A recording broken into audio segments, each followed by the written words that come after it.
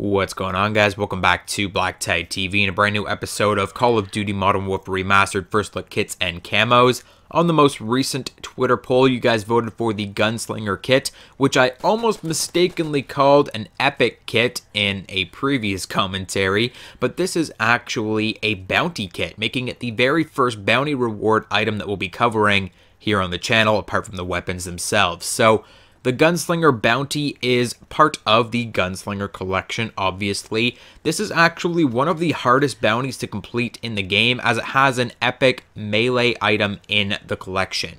So melee items cost the most amount of salvage to purchase. I think there's only 2 or 3 epic melee items in the game that you can purchase. One was the Shamrock Blade in the Shamrock and All collection, which was 7,200 or something ridiculous.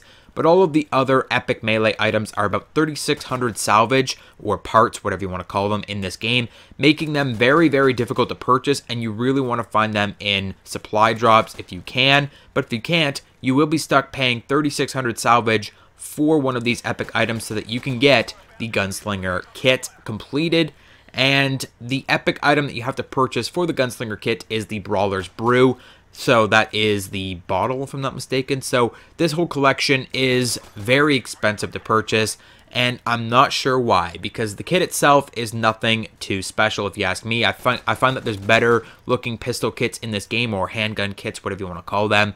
This one isn't the greatest in the world. It's pretty cool, it's really nice, but it's not the best. So the Gunslinger pistol kit is a first generation Operation Arctic Wolf kit, which is perhaps the reason why it isn't as special as it should be, being a bounty reward and all.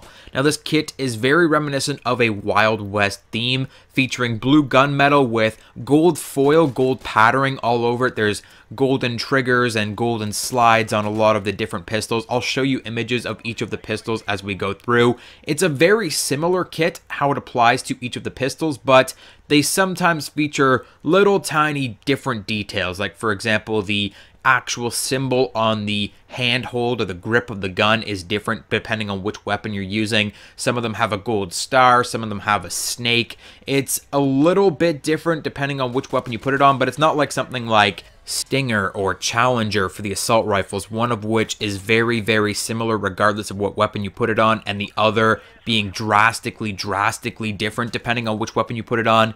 This one is kind of right in the middle. It changes very subtly from weapon to weapon.